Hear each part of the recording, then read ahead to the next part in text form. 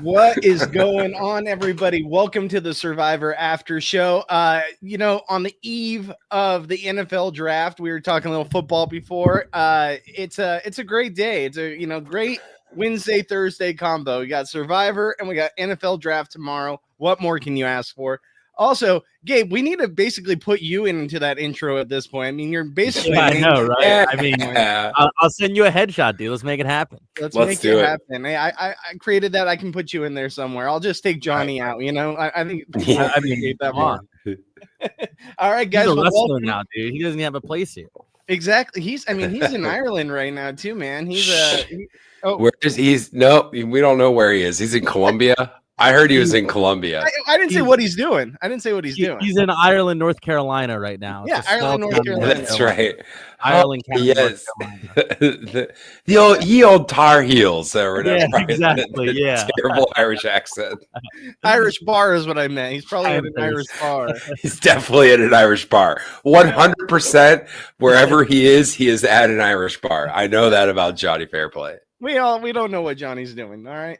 All right, guys. So welcome into episode 9 of Survivor 48. We talked a little bit beforehand of how the season, we love this cast, right? Like this cast has been very good, but the gameplay is just, maybe it's because of this meathead alliance, or just when one side dominates and the other side can't do anything about it, it really controls the narrative for the season, and it makes it less fun as fans to watch. Like, we like a season where people are getting taken out from all angles. Like, one side gets decimated, then the other side gets decimated, or mix and mingle. But when it's just one side the whole time, it's a little hard to watch. So now, seeing someone like David go out, I think the gameplay is going to open up for the final stretch of this season. So, Gabe, what do you think of the season so far?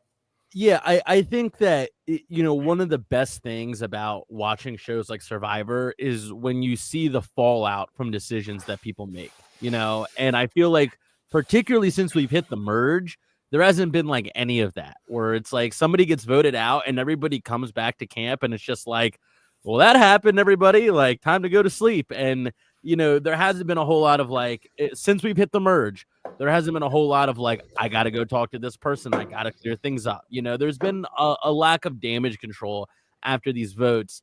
And I think it just speaks to the gap right now between the players who are really running the game and the players who are just along for the ride. And I'm hoping that the closer we get to the point where these players who are running the game are the ones who have to vote each other out, it'll get a little bit more interesting. And, this is just strictly speaking about what we're seeing from the edit. I know that we're not seeing the whole story, and people definitely actually have way more agency than we see. But Charity, for instance, was never really running the game very much, right? Chrissy, despite her best efforts, was never really running the game. And I think that, when those folks get voted out, I would say to a certain degree, while she was soaking up a ton of screen time, Say was never really running the game. No. She was just kind of this chaotic ball bouncing around the island, but wasn't really running anything. It was kind of along for the ride for a lot of whatever Cedric wanted to do, at least according to the edit that we saw. And so when those folks get voted out, there isn't a whole lot of man, I got to go make sure I'm cool with so-and-so after this, because those people aren't really a part of anyone's plans other than just a number to vote. And I think that tonight we saw, and we're going to get into it more so as we break down the episode. So I don't want to go too deep, but I think what we saw tonight was the beginning of all right, people who were really in tight with each other are now lying to each other about how they're going to vote. And pen got put to parchment, and we saw, those people be very shocked by how that vote went down. And also we see Mitch catch some votes too, where, he's going to have that explained to him when he goes back to camp. It wasn't like Shaheen with the last episode, and we saw the aftermath of that at the beginning of this episode, where he came back and everyone was like, hey, man, we're good. It was just that one vote against you, right? We were all Chrissy. It was just you. He's like, I'm good. I understand. I was just a decoy. Mitch got 3 votes put against him? 4? I mean, I think 3, because it was Star, David, and Mary all voted for him. That's going to require some explanation. And so I'm excited to see that. And I think things are starting to bubble a little bit, but I also still have reservations about the future that we can get into more. Yeah, Wayne, how about you? What do you think? I mean, I was just gonna say, I agreed that like someone like David going out really opens up the game. Speaking of the edits, like I was as I was kind of half watching, I watched 75% of it. I was making burritos for a very busy kitchen. Sorry, but we haven't seen a lot of these like people that aren't running the game. Speaking of the edit, we haven't seen a lot of like what are the conversations that because Star, Camilla, Mitch, they're not talking to each other, right? So like there's this other part of the game that we haven't really been focusing on that's going to become the important part of the game once one of these 6 gets voted out, which we know is going to happen. And it's really going to be interesting to see what happens when we go back and we have to like see like people thought other people were voting a way that they didn't vote. And it's like, it's not so much that David's gone. It's like, wait, but you told me you were voting for X, and now they have to, figure it out. Cause unless they're saving secret handwriting, like say everyone knows who everyone votes for. Like they're not, right, Gabe? Like pretty much people know who you're voting for. Yeah, I mean, I would say that like a lot of those questions are probably answered by now. I think that when you first hit that merge, it's like obviously there's a lot of people there that you haven't voted with before. Right. So you kind of have to take like 2 or 3 tribals to figure that out. Excuse me, but I think we passed that point of the game. Right. To your point, Wayne. I think like people kind of know like, oh, this person voted for this person, so on and so forth. And again, that's where it gets interesting because it's like you get back to camp and it's like who you need to go talk to. Who you're now suspicious of, where maybe earlier in the merge, it's kind of this like, oh, let me go suss people out. And obviously no one's going to really own up to it. And if they do, then, that'll be a shock, but I'm expecting them not to. And, there's kind of more sussing out where now it's like, I get back to camp. It's like, Star, what the fuck happened there? Because I didn't think you were going to write my name down. And it's interesting that Star wrote Mitch's name down because those are 2 people who are kind of on this like straggler voting block, if you will. Yes. Wayne. And so to see Star throw a vote on Mitch, I appreciate that from Star as a player because that shows that she still does have some agency and she's not kind of just sitting around like, and I'm not to say that the other folks are, but her vote really speaks volumes in that she's like, I'm not just going to sit around and like, all right, there's these 6 people and they're super tight and they keep voting together. And then there's us and hopefully they just tell us who to vote for. And, we'll survive one more week as assuming that they're not lying to us and it's us. Star kind of has some agency and like, no, I'm going to stir the pot a little bit. And hey, how do y'all feel about getting Mitch out of this game? Mm-hmm. And obviously David and Mary were like, yeah, I'm into that. But if Mitch had gone home, that would have been Star's move. And I just have so much respect for Star, both as a player, despite the fact that she clearly doesn't have the numbers on her side. And it seems like a lot of things in this game just haven't broken her way.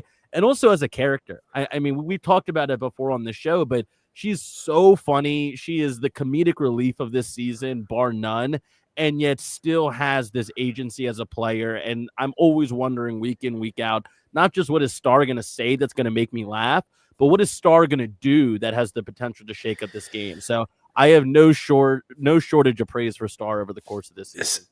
Star is my biggest reason why we shouldn't have the 3 tribe things, because sometimes these people take a day or 2 to get acclimated to the island. It's not like they're there and they're just like TV ready. I mean, Star is a personality that has come out through the edit over time, but she was immediately on the bottom because she wasn't just like all buddy with her whole tribe. Like she was immediately, so she's kind of always been playing from the bottom and never been in a position of some power to be able to accumulate more power. So the fact that she's still here talks a lot about the game that she's playing.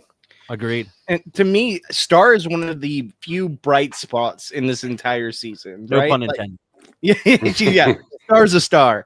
But I will say this, she absolutely every single episode has something that's going to draw your attention, and you might look away for a second and they're talking about, game chat or whatever, or maybe like a challenge. But as soon as you hear Star start to talk and you see them go in on her, like that she's going to have some kind of moment in the episode, I'm glued to my TV, be like, oh, what's Star going to do now? Like, you know, Dude, like we get one tonight. We get one tonight. Incredible Star moment tonight. And we'll get to it at the end. I don't want to spoil it. Exactly. We'll get to it. But like, Star needs to come back. Right? Like, yes. He needs to be given an opportunity to play this game where we can actually see her make some game moves and actually have a voice in this game. But not only that, she's bringing everything. Like, besides what Say brought earlier in the season, even though I wasn't a big fan of Say, I at least can appreciate that Say made it an interesting TV show to watch and made it entertaining. Star is doing that, but has no agency in the game. So it's kind of like you have to have both. And I feel like if Star has a second chance to play this game again, I feel like the sky's the limit with her, you know, pun intended again. And to what Wayne was saying, I think that she would really flourish as a second time player because she's not going to need that acclimation period. You know, it's like, all right, I can hit the ground running now. Yep. I know how to work the camera. I know how to work these confessionals. I know how to make myself shine, again, no pun intended, at Tribal Council. And I imagine that she will have a better sense of like the gameplay aspect of it and have a better sense of like, okay, clearly I have a mind for this. I just need to figure out how to implement it. And part of that could also just be the people. You know, I think that we didn't get to see a whole lot of her original tribe when she first started out. But I think that being on a tribe with a different group of people could maybe be all it takes for Star to really pop as one of these new era legends. So I would love to see Star back. I'm a huge advocate for her. And then, you know, I've had a couple of meetings with her in person, and I can tell you she is just as entertaining. She is just as charismatic, just as magnetic in person as she is on the show. So I mean, yeah, hopefully someone will send this to Star because I want her to hear the praise she's getting. Yeah. Go ahead, Wayne. No, I was just gonna say like Star to me is very much kind of like a Carolyn, where it's like, but Carolyn had a lot of things break her way. Not saying not to take anything away from her gameplay, but she had a lot of things, and she's a very specific personality. That's a great point. And so like Star is the same thing, but she just didn't have it. And where if she got a second chance, like she is a person that deserves, like Star is the person that gets a second chance. When we're talking about Survivor second chance season, it's not. I saw someone a comment earlier like, David, I don't honestly ever want to hear from David again. Listen, I might go, I don't know if he's friends with people, whatever, but like, I don't like that gameplay, that very loud, brash, like I'm controlling it. He just stifled Survivor for 3 episodes of TV. And now that he's gone, it's going to break open the gameplay. Yeah. And I want to say this too. One last thing about Star is with Star, she could still go far in this game, right? Like no one, even though she's on the losing side technically, and she doesn't have a huge voice in this game, no one, not one person since they've merged has mentioned Star as a possible candidate, right? Other than Eva very briefly this episode. Very briefly. As soon as that came up, it got squashed right away. You know, she voted with Joe and Eva. She can patch it up with Mitch. Yeah. She, you know, like she's got Camilla. Camilla's attached to Mary on her side too, because she's got Mary on her side too. She's I mean, this might be the blossoming of the Star trail to Final 3. I'm not going to call Star a winner, but I think if she gets there, she's hard to beat. If she doesn't have Mitch with her, but you know, she's not at the point where she's at the agency where she can start dictating who she gets to take to the Final 3. She's just hoping to like get there. At this point in time. The problem with Star is, what can she say she did in this game to deserve the win? What can anybody say they've done? No one's doing anything. It's very true. So this is a great point here that I kind of want to get into. And I think what we're seeing a lot with this season is that like nobody really has a resume. And I would say at least what we saw from the edit was that David was the guy who kind of spearheaded this like alliance of like, you know, like the tough guys and we're not shields anymore. Like that was, again, no pun intended, the torch that David was carrying from the point that we hit the merge up until this episode. So now if it's any permutation of 3 people from this alliance, none of them can really claim like this was my alliance. Like it was very clearly David's alliance that he wanted to form, and everybody was okay being a part of it. And I don't think that anybody within this alliance, other than like Kyle and Camilla, when they voted out, who did they vote out when they were in the split tribal? Or not when the split tribe, when they did the tribe swap. What's his name? Thomas. Yeah, Thomas. Yeah. So when that was a good move, but again, like I don't think anybody really cares about your pre-merge resume when you're pitching for the final three. So like, yes, to Wayne's point, like nobody in the game right now has really made a big swing or has made a big move. And I do think, as somebody who I think my biggest resume headliner on my season was forming the alliance I made with Caroline and Sue. Like, I do think that is something that is worthy of respect and worthy of credit to Win, forming an alliance. But like the dude who formed the alliance that's running the game is gone now. So I don't know what you say at the final three. If you're Joe, if you're Eva, if you are Kyle, other than I was loyal the whole game. And it's like, well, okay, the other people you're going to be sitting with are going to be pitching the same exact case. So I'm curious to see if anybody wisens up to that within this alliance and says, like, we're all at 0 right now. So if I can go into final tribal with just like 1 or 2 big points, that may be all it takes. It's not like you're going in where it's like, it's these big heavy hitter strategic masterminds, or we got one goat and one person I know I'm going to have to be, kind of like Sam and Rachel were in our season. Like, it's like, all I need to do is be like, I did something this season, and all they did was sit back and vote with the majority alliance. And that's something maybe all it takes to win. Honestly, Kyle and Camilla are kind of the most positioned to make that big move, because they've got this secret alliance that nobody knows about, and it's been talked about a lot, but they've done nothing with it. But they have to be talking about it because something comes to fruition, because the edit they're showing us doesn't even make it look like Kyle and Camilla even know each other, which is like, other than these little like 2-minute chats we get from them. But like they're never together in crowds of people on the beach. They're never just hanging out. They've kept it very secret. So like, that's the move. Like and then whichever one makes it to the end. I mean, that's what I'm hoping happens, but. And how do every single one of those conversations with Kyle and Camilla start? Now that we finally have a chance to talk to each other. Here's what's going. Every single one of those conversations starts in some version of that sentence of like, oh, I'm so happy we can finally talk, or hey, now that we have a second, here's what's going on. So that tells me as a viewer that it's not even just the edit. It's like they are not spending time together at all around camp, even in the downtime, even in the parts that don't make the episode. Like, that's what I'm seeing from those conversations, which is good on them. And that's something that me and Sue did when we were working together. We had a lot of conversations like that. Now, granted, I don't think that we were as graceful as Kyle and Camilla were. We would be sitting around camp, and Sue would look at me and make eye contact with me and go, and I would be like, okay, yes, everyone's going to see what you're doing. It. All right. Like, yes, I know we need to your face is really dirty. We get it. No, yes, literally. She would mouse to me. She would go, you and me, we need to talk. I'd be like, okay. Just like wink at me. Like, yes, please. Everyone is here right now. Please stop. Like, so I think that they're doing a really good job of keeping it secret. And I think we can kind of get into this now. We talked about what happened when they got back from Tribal.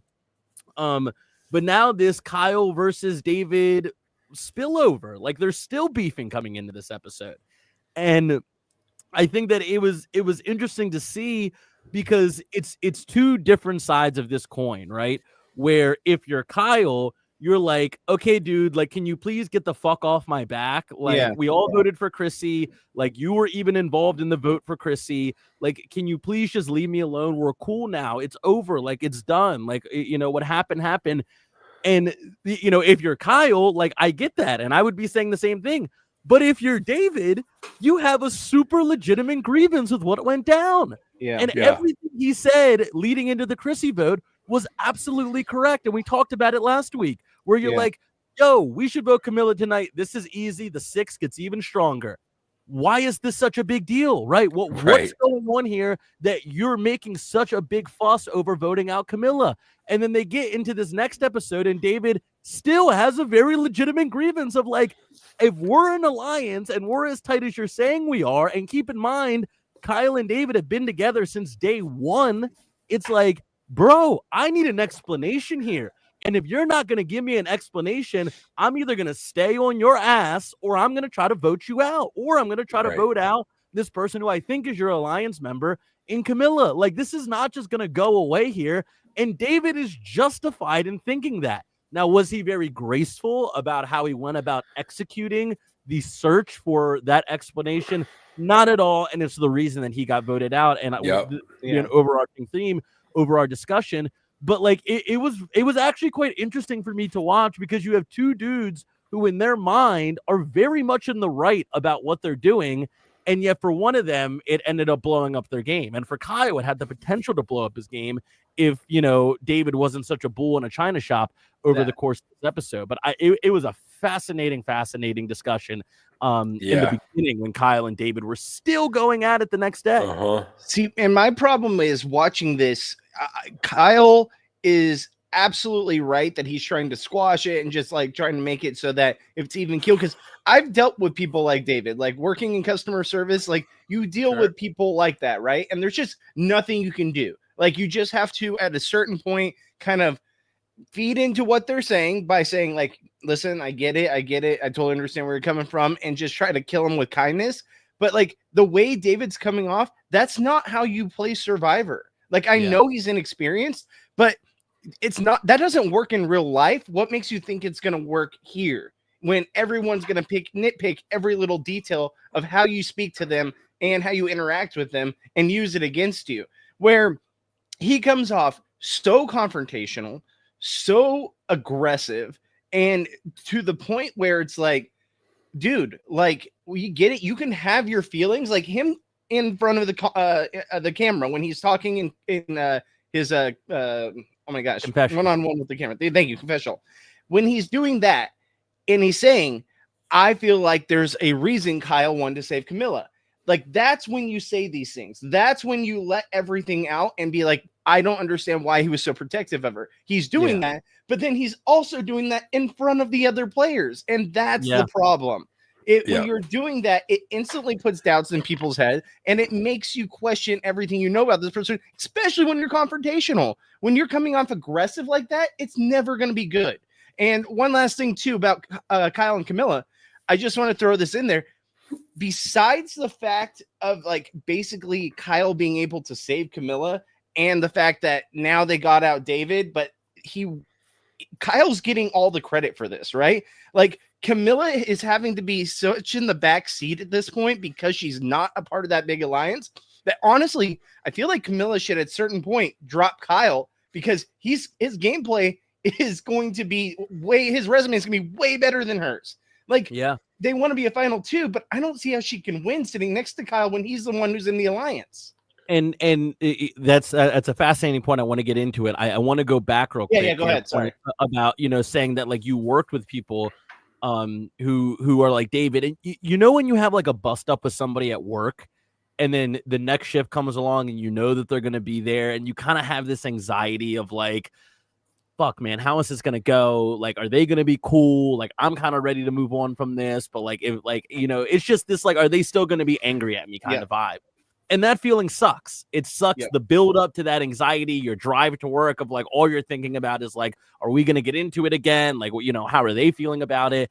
And then when you get to work, it's like the relief you feel of like, oh, we're cool. They said what's up to me. Like, it's fine.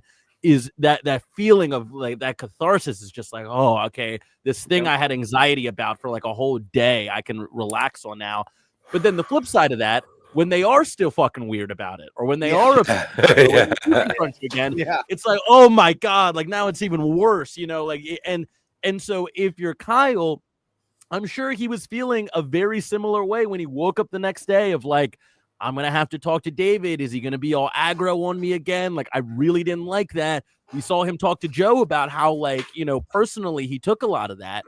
And if you're David, as a Survivor player, you need to have that foresight. You need to be able to get into the head of the people you're playing with and know that Kyle is dreading the next conversation he has to have with you after Chrissy went home.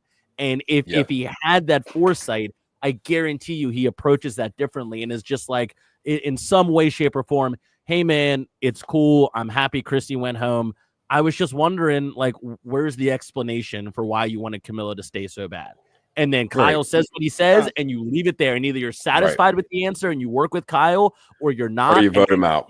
You work 100%. To get him out. Exactly. You know, and David was the guy at work who you just had a bust up with. And when you see him, he's just like, hey, man, what the fuck was that yesterday? And you're like, well, here we go again. Like, I got to start with like you're a fucking asshole and you keep coming at me, bro. Like, just leave Camilla alone. Don't even worry about it. It's not a big deal. Just, we got 8 other people we can get out. Get some of the other people out. Yeah, exactly. Yeah. We worry about it. And it's like, if you're David, again, it's like, if you're unsatisfied with what Kyle's telling you, then it's like, all right, clearly you have a number 1 target you need to get out of this game. Don't let everybody know that that's what you want to do. Yeah. And I think that you know, somebody who their screen time has been waning, but does deserve a good shout out is the other part of that duo in Mary, in that we had the scene with Mary, who she was like, David, they are coming for us. They are coming for us. We need to do something because they're coming for us. But she's not walking around camping like, Camilla, why does Kyle want to keep you in this game so bad? Kyle, why were you being so weird? Like, she's kind of just sitting in the background, absorbing all of this and being like, in private, David, we need to get one of them out because they're clearly coming for us. Mary's picking her shots, and I think she's doing a pretty good job out of it. Unfortunately, the vote didn't break her way. I was going to say on Mary, I mean, kind of to the this hasn't been brought up, so I'm probably reading too much into this because no one's expressed this, but it's like they're supposed to have this strong 5, and then all of a sudden David's like, no, it's a strong 6 with Mary, and none of those 5 were like, or the other 4 were like, who the fuck's Mary? You know, like kind of like, wait. Why do we need 6? We don't need 6. We've got 5. We'll get somebody to vote with us and think that they're a part of it every time. You get 5 and you drag a vote to get with the way you want every time. Like, why do we need a 6? And then on top of that, Mary's just like, we need Camilla. I mean, this is 2 episodes in a row that she has said we need Camilla. Yeah. And David's like, yeah, I think we need Camilla because Mary says we need Camilla. And it's like, and Kyle's just like, why are we changing? We don't need, she's not a threat. She's a goat at this point. To everybody else in the game, she is a goat. Yeah. And if you know, whether it's intentional or not, I don't know, but I think something that has worked very good for Mary is that she's the one who's saying Camilla, and then David is the muscle behind it, right? And that should, like, when there's pushback against it, it's not Mary who threw out Camilla's name first, and it's again, who is saying first, like second and third. Yeah, she did it all 3 times. But she doesn't have to be the one because of this dynamic she has with David to be like, well, why don't you want to vote out Camilla? She's like, oh, David's doing it for me, and he's gonna get voted out because of it. And like, whether that was intentional or not, it worked out very well for Mary over the course of these 2 episodes, where nobody is really saying like, we need to get Mary out because she wanted Camilla to get out. Everyone's like, we need to get David out. And no one's really tracking it back that it was Mary's idea originally. And like, it's a good Houdini act by Mary, I have to say. And I don't want to leave your point, Bobby, that you mentioned of the Kyle and Camilla dynamic, because this is getting to a point now where you're absolutely right, where if they sit at a final 3 together, like any move that Camilla claims, Kyle also has claim to. And he did it openly. So the jury is like, yeah, I remember when you did that, Kyle, and you're still sitting here, versus like, oh, Camilla saying she did. Well, that doesn't fit with how I remember or how I saw things. And so maybe Camilla's Camilla who? Yeah, right. Well, exactly though. And like, maybe Camilla's pitch could be like, well, Kyle couldn't have done any of this if I wasn't working with him. But it's like, all right, well, were you working with him or were you working for him? And that's a tough distinction to make when you're on the hot seat of the final tribal. And here's the thing too, with Camilla, she's gotten to the point where, and I don't know if she realizes, we haven't seen anything of her ever wanting to turn against Kyle. Like, everything has been pro her and Kyle, but at a certain point, it has to connect that this person is the one who got me saved, right? He was the reason I'm still in this game. He also is the reason why now the guy that was coming after me and the biggest adversary to me in this game is now out of the game. And he was one of the ones that helped push that name. She has no agency when it comes to this group because she's not a part of it. Now, as much as she thinks, hey, we're a duo, and as much as Kyle's continuing to preach and show that they're a duo, this duo really only benefits Kyle because in the long run, there is nothing that they can do when it gets to the end and it's Kyle and Camilla there. And as long as Camilla's still on board with him, Kyle's got this thing locked in the bag. Like, it's just not going to happen. And like all of these conversations that we see between Kyle and Camilla, and I'm sure they're much deeper. I'm sure Camilla has a lot more involvement than what we see in the edit. But what we see is Kyle being like, hey, here's what's going on right now. And like, here's what we need to do. What do you think of that? And Camilla's always like, sounds good. Like, and that's kind of like her input into it. And I'm sure that there's a lot more back and forth that we don't get to see. But like these characters that are being portrayed through the edit, is Kyle's coming, is taking all the information, having the agency to come back to Camilla and deliver that information to her, you know, and he's choosing to give her everything, but he didn't have to do that. You know, like that's Kyle's decision to give her this information. And then Kyle always seems the one to be like, so we need to get the vote on Chrissy tonight. Camilla's like, okay. And then in this episode, Kyle's like, we need to get the vote on to David tonight. And Camilla's like, okay. I haven't seen Camilla be like, well, what if we threw the vote on Chrissy instead of me? Or, well, why don't we get David out of here instead? He's the one who keeps pushing my name.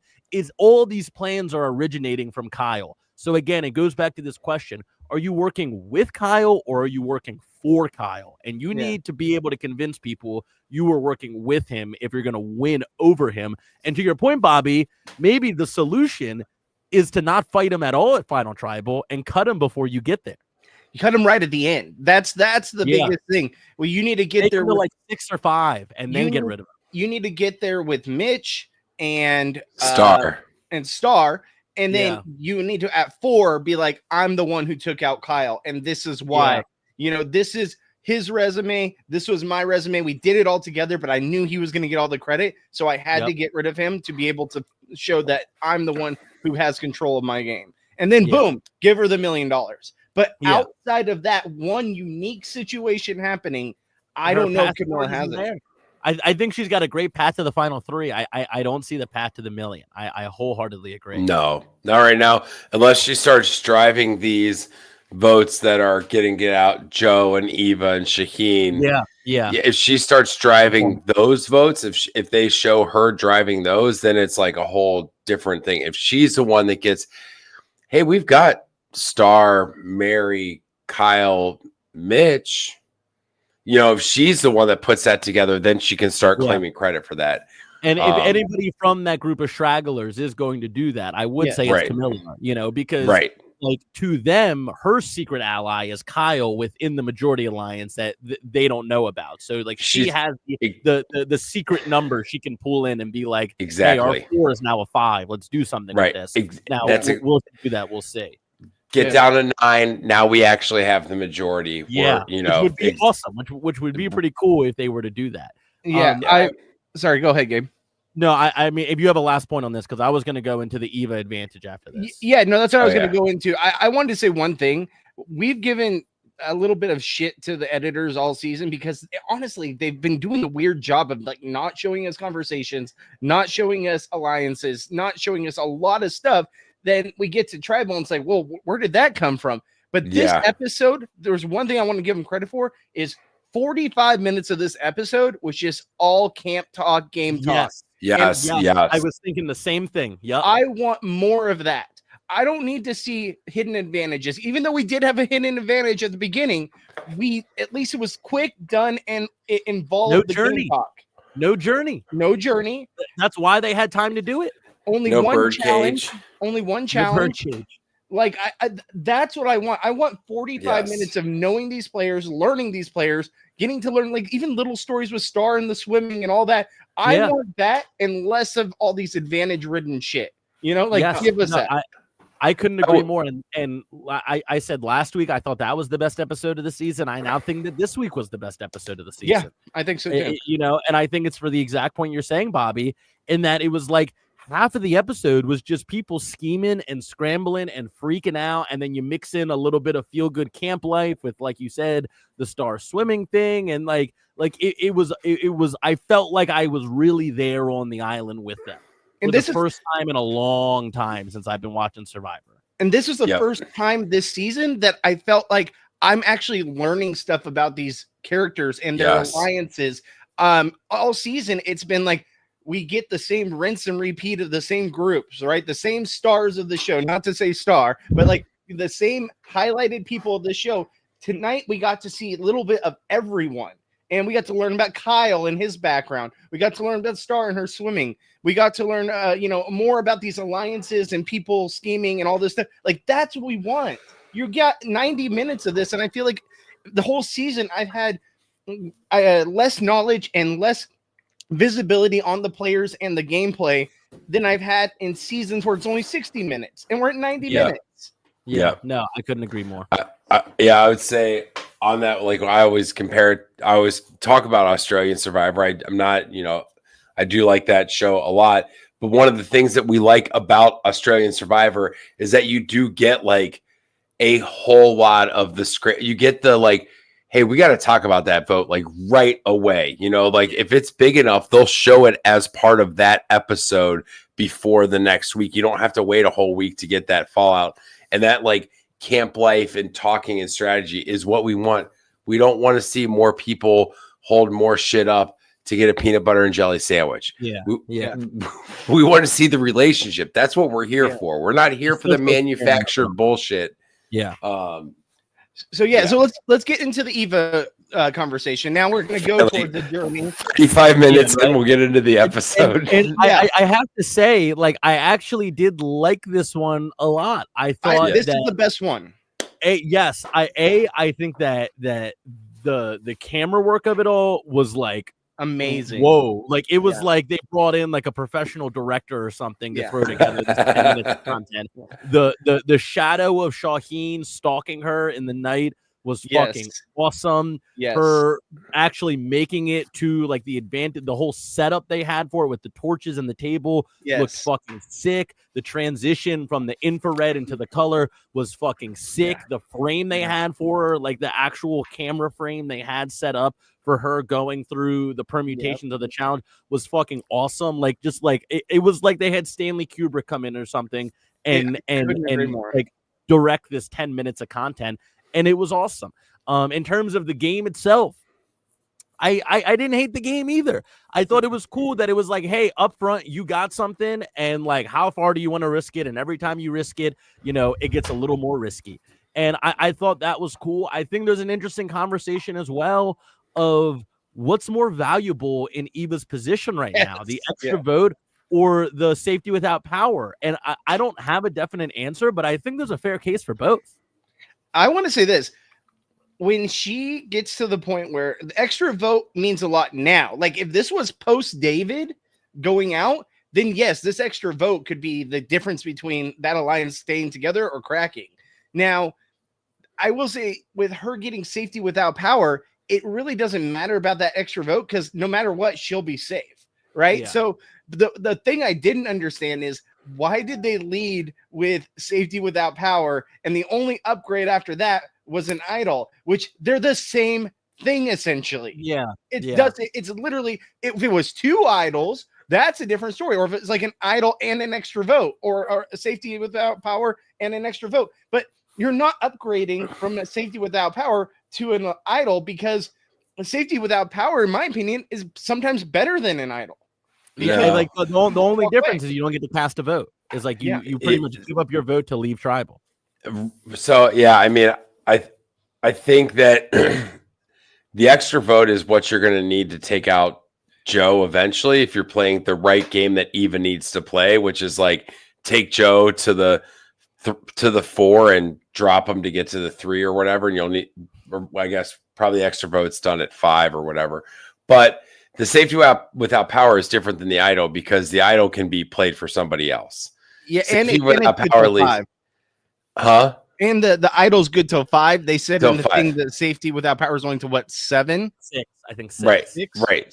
So the idol you can use on somebody else to also get out Joe because Eva's whole game is dependent on getting out Joe before votes start counting. I mean, that's I had a lot of hope that was something that was in the realm of possibility after tonight's No. episode, I don't No. think that I don't know if I want to say that she doesn't have it in her, or she's just not interested, or it's not how she sees her game playing out. Whatever it is, in my opinion, it ain't happening. And the reason why is because, after we see the whole advantage sequence, or the journey sequence, whatever you want to call it, with Eva, we go into like, now officially Kyle and David are scrambling against each other, right? Yes. Where in the last episode, it was kind of this like, we're both freaking each other out, but let's stay on the same page. They are no longer working together coming out of the Eva journey sequence. Now it's like David is clearly gunning for Camilla or some alternative to Camilla, and Kyle is clearly gunning for David. And Eva finds herself in this position that was remarkably frustrating for me to watch. And it gave me big flashbacks to when I was out there, where she was like, well, can't we all just get along? I don't want my friends to vote each other out. I want my friends to vote together. And when I was on Tuku, Caroline did the same exact thing, where me and Tiana were gunning for each other. And I told Caroline day after day after day, Tiana does not want me in this game. Tiana wants to get me out of this game. She is not a safe person to keep around. And Caroline just kept saying, I'll talk to her. I'll talk to her. And I never said this because I didn't want to be antagonistic. But internally, I was like, there ain't nothing to talk about, homegirl. Yeah. We don't want to work with each other. And that's that. There's nothing you're going to say between now and the end of this game that's going to make me and Tiana bury the hatchet. It's just not going to happen. And we're only going to get hungrier. We're only going to get more homesick. We're only going to get more irritable, and we're only going to get closer to this $1 million. All of those things are only going to make it more difficult for us to bury this hatchet and work together. It ain't happening. And what you need to do is pick a side. Now, I was very fortunate that we were put in a place where she had to pick a side, because Rachel got up with her safety without power and left tribal. And it was like, well, now you got to pick, right? Yeah. And so that actually worked out pretty well for me. But I just remember how frustrated I was having conversation after conversation with Caroline, where it was like, what you want to achieve is not going to happen. And if you want to move forward in this game with me, as you say you do, you got to pick one of us. It's either you're with me or you're against me. And I can only imagine how frustrating it was for Kyle to be saying, I want to get David out. I got to get David out. He's got to go. And having to hear Eva say, well, hold on. Like, what if we all just work together, right? Like, we've been working together, let's keep doing it. And also, that's not something that happens in Survivor. I think something that a lot of people need to realize is, like, once that paranoia strikes of, like, this person's working against me, that doesn't go away. That never goes away until one of you are voted out, or you're both sitting at the end together and you're pleading your case against each other. So, like, that is also a huge display of short-sightedness by Eva, thinking that she can undo this paranoia that both of these guys are feeling against each other. Once that is there, even if it is unfounded and unnecessary, it is not going away. That paranoia will sit there until one of them has gone home. And it's something that, again, it's like, you got to pick a side. There is no mediating. There is no peacekeeping in Survivor. If two folks don't like each other, that will not go away until the game is over and you guys are back at Ponderosa or you're back in the U.S. So that, as you can tell, got me very worked up watching it, because I just remember Caroline doing that for like days and me being like, you got to stop. Like, what you're trying to achieve is impossible. And Eva found herself in the same exact position. And it's a very naive position to be in a game of Survivor, to think that that you can hold together an alliance that's breaking apart. It's impossible. Bless you, Wayne. No, you got. Thank you. Did I mute it in time? I tried. You did. It was great. Sick. Great catch. Yeah. I was like shaking. I was like, oh no, how do I do it? I mean, really, it's like, this isn't the game Eva's going to play, but it's like, at that point in time, you hear that, and you got to pick a side. You're either going to Kyle and be like, we're with you, or you're going to David and we're with you. And you kind of got to take you and Joe and be that block to move to the side that you think is going to win. And, like, that's your power move. It's just unfortunate that, like, Eva and Joe, if they make it to the end, have to do it together. I don't know who wins, between the two. Yeah. And there was even a moment where Joe sat down next to Eva and was like, things are getting hairy here. You know, I'm Yeah. like, what are you thinking? And Eva said the same thing where she was like, well, why can't they just get along? I'm going to talk to both of them and I'm going to work this out. And Joe was kind of like, whatever you want to do, girl, I'm with you. You Kind of can't. gave that old, like, rustic, all like protector cowboy line of like, whatever you want to do, home girl, I'm with you. Your move, not mine. Your move, not mine. Right? Your move, not mine. Yes. And that was Joe clearly sussing out the situation and being like, you know, is she kind of still on this peacemaker vibe? Because clearly and Joe knew, you could tell by Joe's demeanor and his tone in that moment, he knew it was a naive and fruitless endeavor that she was on. But he, for whatever reason, whether it's he doesn't want to upset her or he wants to be sensitive around her, whatever it is, was kind of like, I'm not pushing this, but it's like, I just wanted to know where you were at. But Joe's mind at that point was made up. Whether that came before or after the, you know, you went back on your word moment, which we can get into, I'm not totally sure, but Joe's mind was made up at that point. And, you know, I guess we can talk about it now. David, in, you know, again, another poor read. David, his general read on what was happening in the game was totally spot on. But then his more detailed reads on individuals could not have been more off. And like the best Survivor players can bring those two things together. And so he came to Joe with a very real grievance, one that Joe was probably also thinking about a little bit. Of being like, well, why was Kyle freaking out about Camilla? That was kind of weird, you know? Yeah. But then you go up to Joe, who is this very on the show and through his edit, one-dimensional guy of, I'm here to protect Eva, and I'm here to be loyal, and I'm here to represent my family and make my kids proud. That's the only reason that I'm out here right now. No, number 4, maybe win $1 million. Maybe. And then win $1 million to back all those things up, you know? And he even said early in the game, even if I lose protecting Eva, I'm okay with that. And then for David to go up to him, that is fucking. Sorry, excuse me. That is crazy to me. Yeah, like this person you met the same time you met the rest of these other people, and you're just like, I have to protect her. It's like, yo, this ain't The Last of Us. You got to win $1 million. You got a family. You're not Joel and Ellie. Right? Like you got to get $1 million for these people at home, and you're actually positioned and playing a game where this could happen. Yeah. Right. Like he's cool, calm, collected. We get some things from like next episode where people are starting to throw out his name and stuff. Yeah. But he still like has votes his way. He's got alliances. He can, he could, but he's not playing because it's like, I'm protecting Eva. And I'm kind of bummed about that. And for David to go up to this guy who, like, we all know is very one-dimensional per the edit, to go up to him and be like, you went back on your word, dude. Why would you say that to him? No. There are two things you could say to Joe to get him on your bad side. Question his honor and integrity, or say you're voting Eva out. Those are the only two things that will turn Joe against you. Yeah. And David hit one of those buttons. Why in a million years would you do that? And again, it's this detailed read that blew a hole in his general correct read of the current state of the game. And it's tough to watch because in that moment, to be like, as me as an audience member, I was kind of rooting for David because he was right. And it's like when you're watching like noir detective story, and it's like the main character has the mystery figured out, but nobody wants to believe him. And you're like, oh, just put the pieces together, and everybody will see. And at the end of those movies, they do put the pieces together and they lock the bad guy up. And it's like, you saw I was right the whole time. My hunch was right. And David was in that position.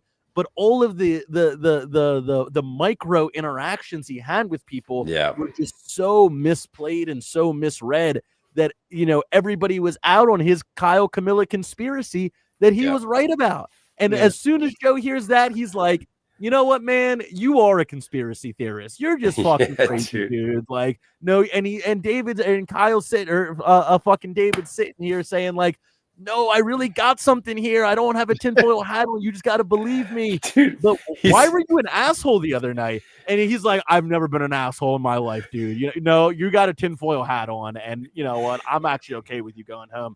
And it's like, that's Survivor, though. That, like, you need all of those things to come together. You need to be able to read the macro of what's going on between everybody left in the game. And you need to be able to read the micro of the individuals that you're trying to work with. And he didn't have the micro part of his game today. It's Yeah, crazy.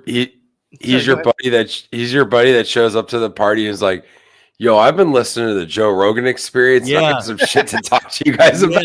And through that experience, you're like, oh shit, he does have some things to talk to me about. Right? You know? But you're like, I don't know if I can believe this source, but I don't not believe it. You know, it's that's exactly what happened. You know, we have a comment here by somebody. Timeless Crochet Wonders by G-Ann. Oh yeah, where they say total difference to what Kyle did with the jail story, and they're right. That whether that was Kyle really just bearing his soul, or whether that his whole, bearing his whole, he's not whatever it takes to win, bro. I had to point it out. Johnny wouldn't let that one slip either. Dude, when he was in jail, he totally bared his hole. I promise. I'm sorry, Kyle. It was there. We had to say it. Yeah, I'm sorry. I'm sorry. But whether he was really bearing his soul. For any Always Sunny fans out there, you got to pay the troll toll to get into this boy's soul. The boy's soul. But you know, whether he was bearing his soul in that moment, or whether he was like, I know this will resonate with a guy like Joe, he did the opposite, where he had a good read of the game, where he was like, David is on my case right now. This Kyle Camilla thing could blow up, and my way to stamp out this fire is through Joe and Eva. I need to get Joe on my side here. And he was like, Joe is an honorable dude who's been through some tough times and is a better guy because of it.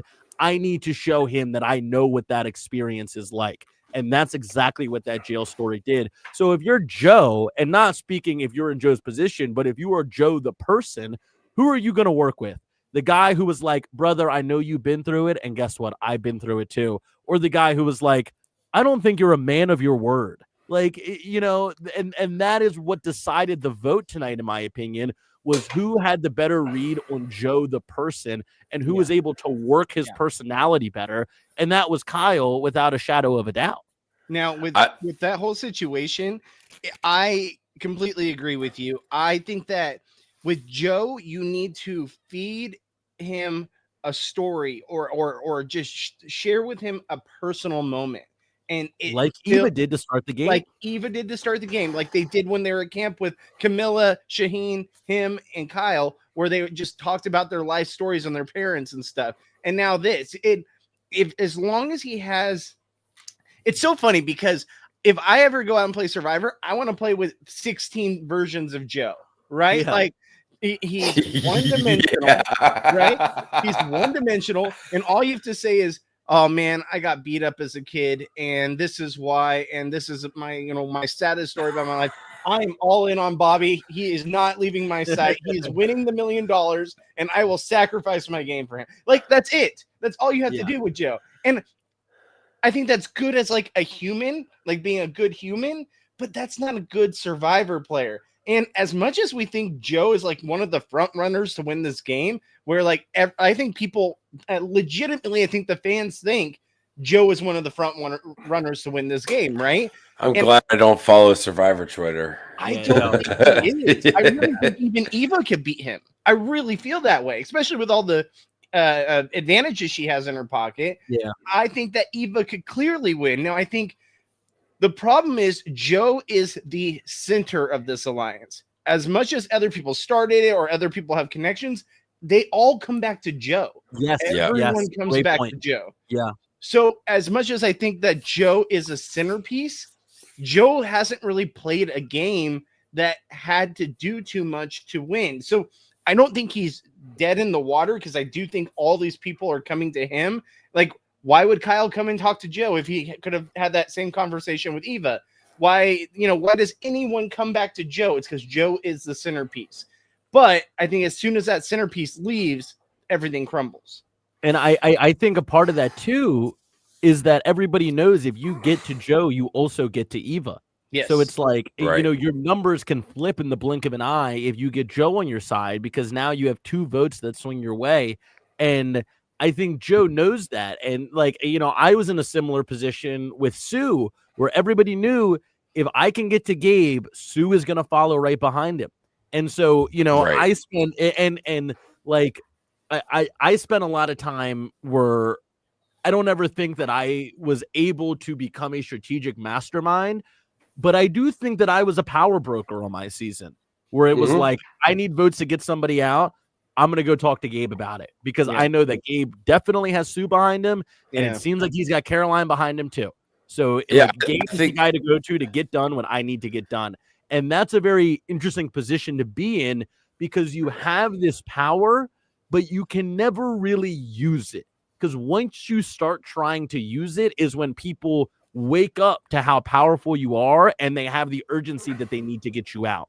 So I don't know if Joe is cognizant of that, but if Joe were to wake up and say, like, I want this person out, and guess what? I know Eva's voting with me. Who's with me? People might kind of wake up and be like, oh, shit, he does have 2 votes wherever he goes. That is really dangerous. Maybe we should get him out. And when I went out of the game is when I decided to wake up, and I was like, we need to get Genevieve out. She's clearly one of the best players out here. Really very good. Orchestrated a blindside on one of her biggest allies in Saul, one of the people she's playing with since day one. And we all just hopped on board for it. And everybody was like, hold on, wait a second. Gabe's got like 3-4 votes. All the Tuku votes have been going with Gabe all game. We can't let this go on any longer. Right. So when you're in that power broker role, you kind of have to just sit behind your desk and let people come to you with plans and either say yes or no. And, it is not fun to watch on TV. And maybe it's not a game that's deserving of victory, but it is the role Joe finds himself in. And if he wants to stay in this game, I think he needs to keep his head in the sand for a bit longer. I mean, it's a game worthy of victory if at the end he finds a way to get to the end with Mitch and Star, because then he's got all of these votes on the jury that if he's able to do it in a way where it looks like he's not voting them out, but these other votes are voting these people out. But I agree with you, Gabe, where it's like that power broker move is not something that's like valued. I think that for that type of the power broker, right? I feel like Joe is the perfect representative of like that person as a game player. Like he is the perfect build for that. Like Gabe, I don't think you're the perfect game player for that game because I think you're too much of a game player. Joe is more of a social bond, loyalty, all that. That's the perfect person to be a game broker. With you being more of a game player, I think that you're better off being like that. But if you could have sat back and let things play out like Joe does, I think Joe just does that naturally because that's his instinct. Agreed. Now, I know we're kind of up against the clock, so I kind of want to speed run the rest of this. So real quick, let's just give real quick highlights. 1, Star swimming. I think the fact that they threw in that clip of her saying, I'm going to be a professional swimmer by the time they call me for the next time I play Survivor. It's quite on the nose. It's quite on the nose. 50. It's intentional. Come on. Boy, this episode drove it home to me. I know there's so many people. She's got to be in 50. She has to be. If not 50, at least in the future, she's coming back. At some point. Yeah. Second chances if she's like voted out brutally. Be good. Yeah. And then looking at this challenge, it was a challenge that we did not do, which is shocking to me because we've done every challenge that they've done on this season. And it was one where like it comes down to David and Joe again, and like Joe is on the. I like the ending of the challenge. It was suspenseful. It was fun to watch. Because Joe's like clearly lost and David hasn't moved an inch. And then like part of the challenge and part of what Jeff kept saying is that you need the pain tolerance and the strength, but you also need the focus. And something I've noticed with David in these endurance challenges is he seems to get very caught up in what other people are doing. Like you notice, especially once he gets close, he's always like looking over like, oh, okay, they, and this is a really the wrist assured is what it's called. But the challenge where you have to hold the bucket up is fine for that because if you slip, you can kind of catch yourself quickly. This is not one where you can afford to slip because the ball rolls out so fast or you stumble off of the fucking platform when you're trying to recover. And David, again, got caught in a trance. And I don't blame him because Joe was so close, but he stopped worrying about himself. Yeah. He was like, I'm good. Yep. I'm good. I'm good. Joe's weak, or Joe's rather getting weaker. Oh my God, he's going to lose. Oh, I need to focus on myself. And now, I just lost. And so it sucks the way that he went out. But I think it was something that was going to bite him at some point in one of these challenges. Was like, he's always talking to the other person for some reason. He's always complimenting them. He's always looking at it. It's like, bro, you just got to worry about you. That's the whole point of these challenges, is that it's you against you. And can you outlast everybody else who is also battling themselves?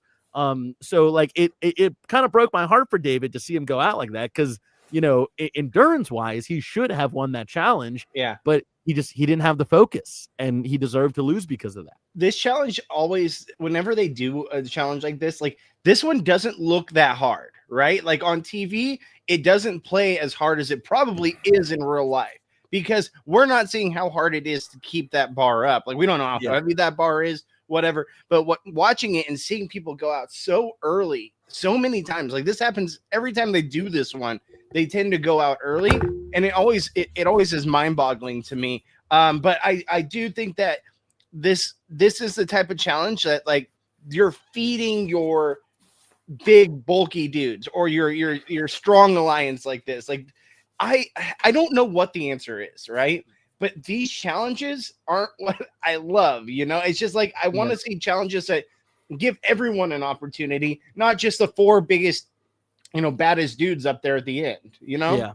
And we've seen 2 challenges, 3 challenges now come down to that. Yeah. Where it's just 2 to 3 to 4 of the strongest dudes at the end, and who's going to win it. And last week we had Eva win, but David and Joe were also competing at the very end. Right there. At the very end. It's no, I couldn't agree more with that. And then obviously Joe comes out and he wins, and David's feeling rough about, his chances going into the night.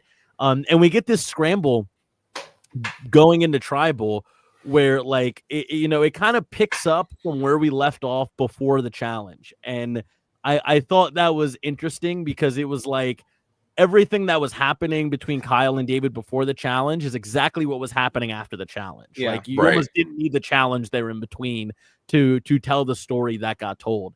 And I feel correct me if I'm wrong, nothing really significant happened on the reward, did it? At all? No. I feel like they didn't even spend that much time on it, to be honest. It was quick. No. It was a quick segment. segment. It was very quick.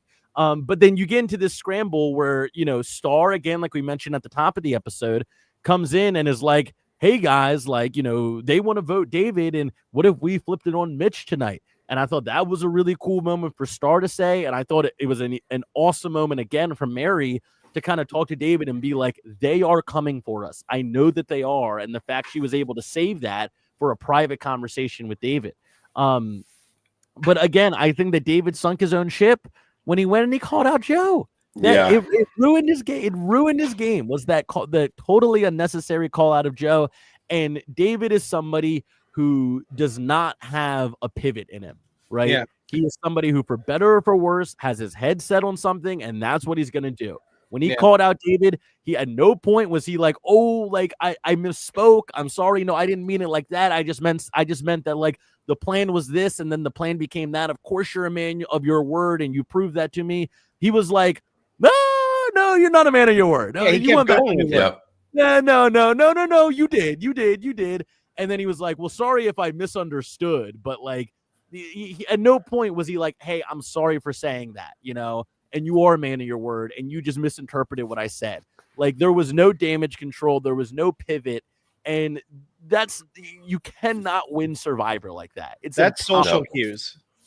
Yeah, right, exactly. It's impossible to win if you don't have a pivot on you, and if you don't have a quick pivot on you for when you do misspeak or when you do say something that doesn't land well. Yeah, to be able to be like, well, no, I didn't mean that. This is what I meant, and to kind of mold the image of yourself that you want people to have. And David, he just doesn't have that gear. He can't switch into that gear. And people like that, they'll never win Survivor. And that's not a jab against him. It is what it is. It was amazing to me to see how he kind of backtracked later on in the conversation, right? Where he was like, oh, well, I didn't mean to insult you, but, that's just how I felt. And like when he said, that's just the way it came across to me. Maybe I'm wrong. That's ways he was trying to pivot, but way too late in the conversation. And it's amazing to me how he does that with Joe.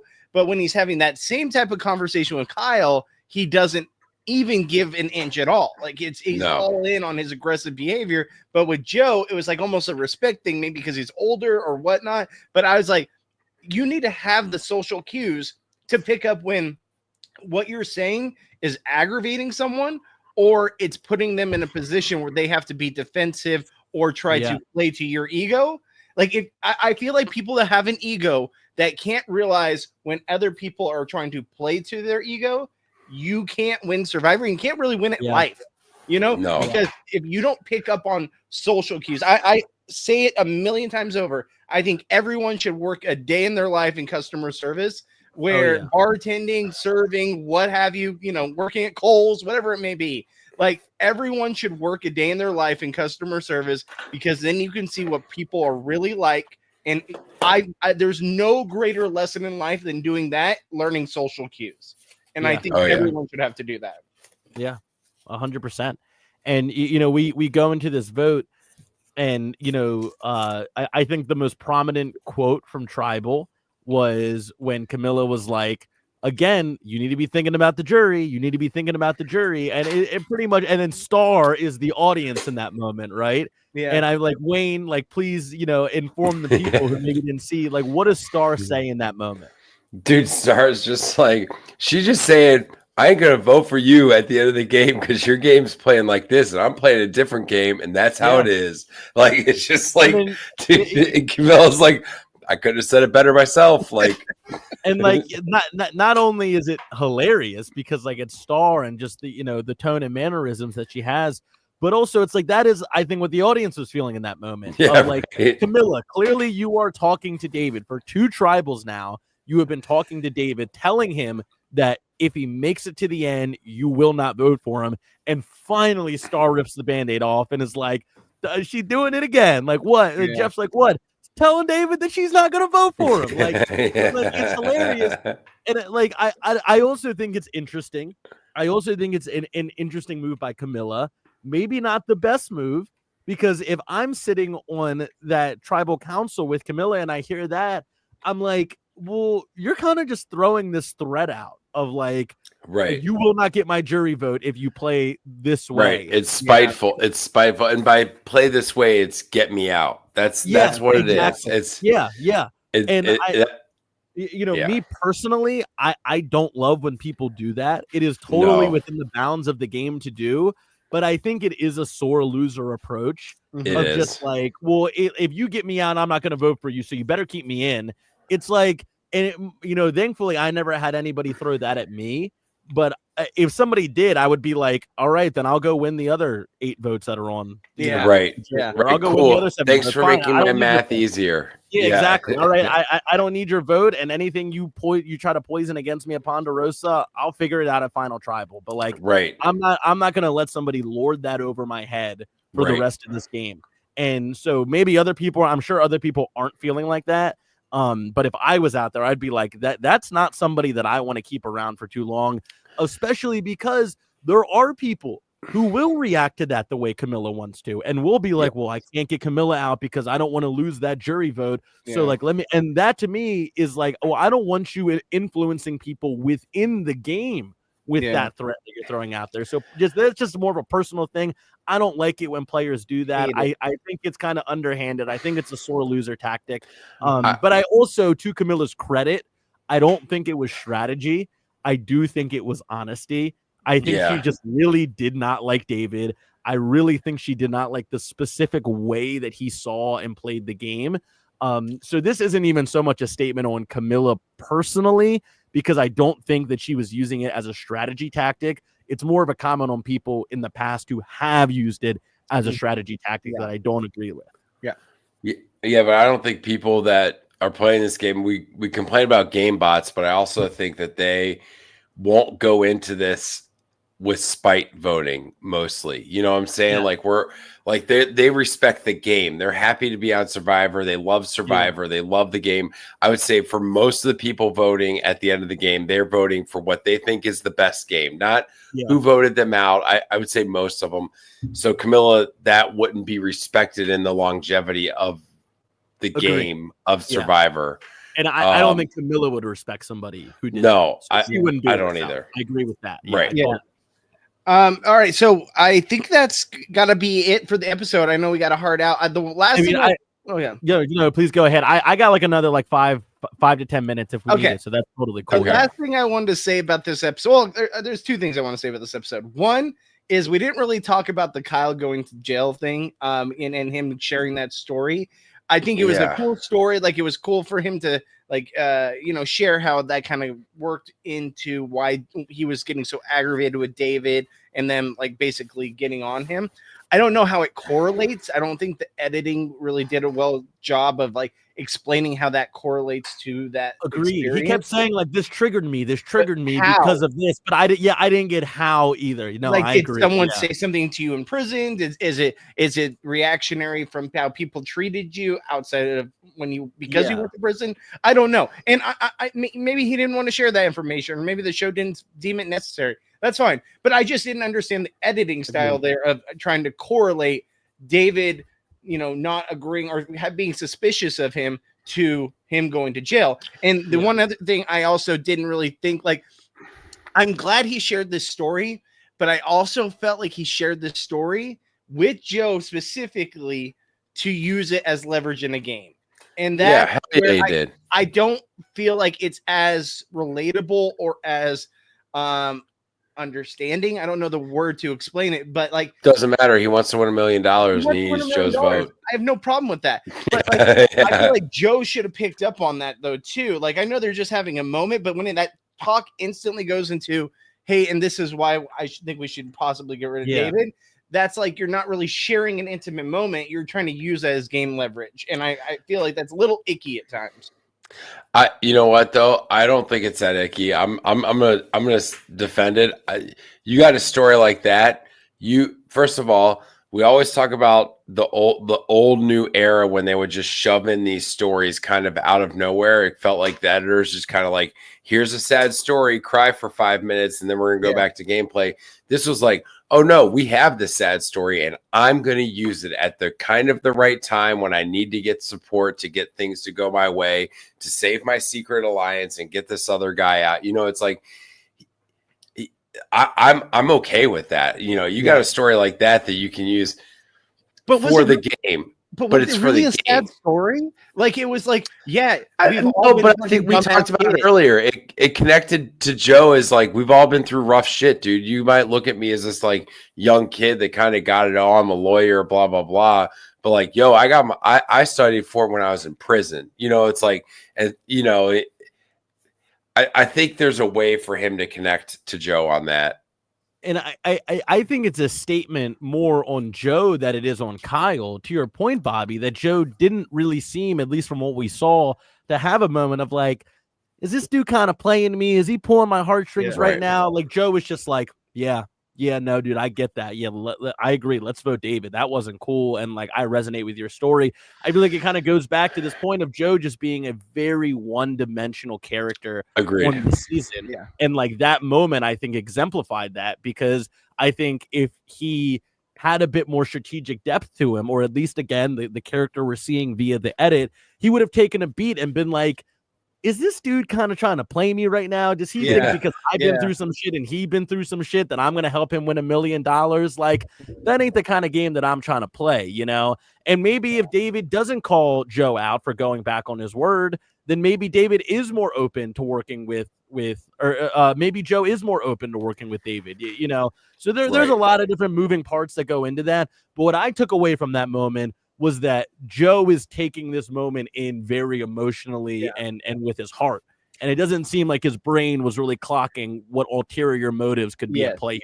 Kyle. And that's why you want to play with 16 versions of that's Joe, why you want to play with 16 Joes. Yeah. Okay. So it's a million times over. Joe's, if I ever play Survivor, Put me out there and put 16 clones of Joe out there, and I'm set. I'm winning the game no matter what. Dude, that'll be Probe's favorite season. Yeah, ever.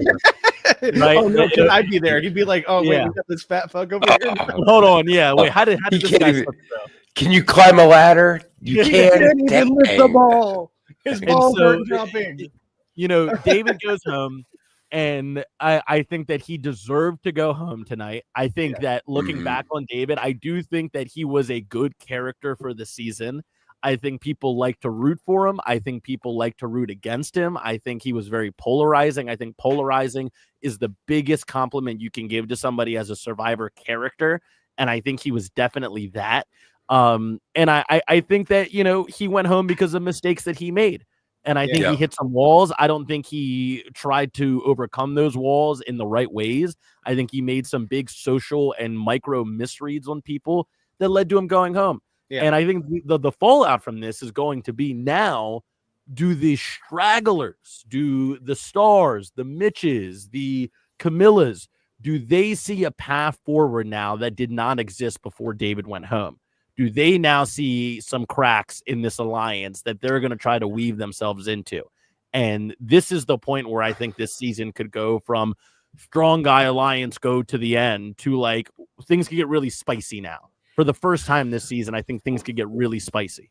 Yeah, because you're down to blocks. You know, it's not. I mean, it is an alliance, but it's Kyle obviously and Camilla over Kyle and Joe and Eva and Mary. And Mary was only there for David. So Mary's that's totally unattached.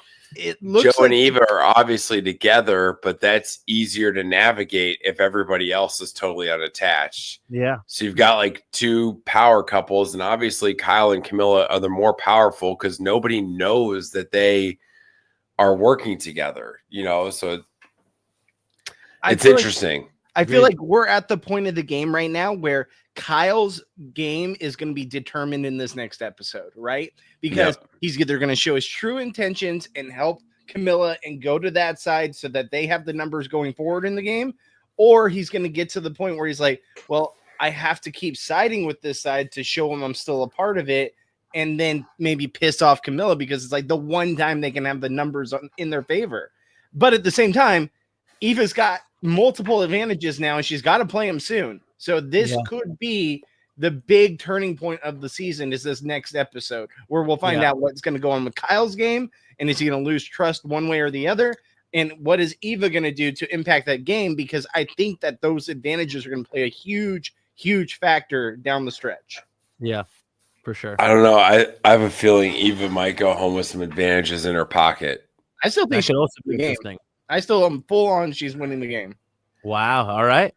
We shall see. I'm very. She's admitted in the edit so many times that she can't read anything and she can't read people. So it's like it's not. I don't. If you can't, that's fine. I've struggled with that as well. Not for the same reasons that Eva does, but it's like they are mentioning it on the show that I think that like something is going to happen. It's going to come up that comes up for somebody's game. Either she doesn't or she does correctly read something perfectly and like totally changes the game. And then Bobby, she's your winner. And then Shaheen's just there, you know, because like you know, we make him seem like he's a character all season, and he just seems to always just be there. Yeah. So let's finish this up. I know we got to wrap up for you, Gabe. Yeah. Any last thoughts on this episode or the season, and any opinions on what's going to happen going forward? Yeah, I think we got, you know, some spicy potential going into this next episode, and the people who I think are the best position right now are Kyle, Eva, and a sleeper pick I think is Mary, because she is somebody who worked with Star to vote Mitch out this episode, obviously unsuccessfully, but also has some roots in the main majority alliance still. So if anybody can kind of, you know, pull together a bit of a collage of different alliances and people, I think Mary's in the best position to do that. But I think Joe, with his partnership with Eva and the advantages they share, and Kyle with his partnership with Camilla, and his now new connection to Joe, like it's hard to say that those two aren't in the best position right now to make a run at this thing as we get closer and closer to the end. Wayne? Um, Man. I'll ask you this one real quick. Did this episode help your image or hurt your image of this season? Well, I think it's unfair because I was working in a kitchen listening to it and half watching it on a phone. So I'll save that for next week when I go back and rewatch this episode. I knew I watched enough to be able to like talk about the season with y'all and like hang out. You know, I really am rooting for Star. I don't know if it's going to happen, but I'm so behind Star. But I think there's a lot to be said about Mary, where she's really well positioned because she's kind of like the straggler that was adopted by the Strong Five. So she's got roots in both alliances and might be able to pull things together that way. And I don't think Mitch's story is done yet. I really don't think Mitch's story is done. Do I think he wins? I don't know. I don't know if he makes it to Final Three because I think they all know that they can't let him get to Final Three because he'll probably win at Final Three. But I don't know. I feel like we said the same thing about Gabe's game last season. We were like, all right, something's coming. Something's coming. Doesn't always come, just so you know. That's true. That doesn't always come. Love you, Gabe. Yeah, we were waiting on the edge of our seats, like they're giving us something here. Yeah, right. That's true. But you guys, thanks again, Gabe, for jumping in with us. I know we keep bothering you, having you come on with us, but the people love you. The people have spoken. You know, they like you here. As long as I'm available, man, you got me whenever you need me. Hell yeah, man. All right, guys, check out our challenge coverage on Reality After Show. Paulie and it's the guys. Over. Oh, was it over? I thought it was still going. They just did the season finale, and then I think there's like 4 weeks off, and then there's more challenge. More challenges coming soon, but yeah, they're off for a couple weeks. Did they do the reunion already too? Oh, I don't know if they do I don't think they do the reunion. Okay, well then never mind. We'll tell you in a few weeks about the challenge. Listen to the finale, and if you haven't watched the challenge, watch the challenge, and then go listen to their podcast. Because I'll be honest, I'm on this one. That's one of my favorite podcasts that I listen to of all of them. Because Dan and Alex, and honestly, we should pull Alex and Dan on this podcast on some of these Wednesdays too. Now that they're not doing the challenge, because them and Paulie are great. It's a really good podcast. We're also going to be having RuPaul's Drag Race coverage coming soon. The new season. Yeah, we are. Yeah, we are. The new season is coming. We just finished up Australian Survivor. So if you haven't checked out that coverage, you guys check it out. Johnny and Eden did a great job on the podcast all season. I mean, everything seems to be coming to an end except for Survivor. And then we got more Survivor and Big Brother around the corner. So, oh, yeah.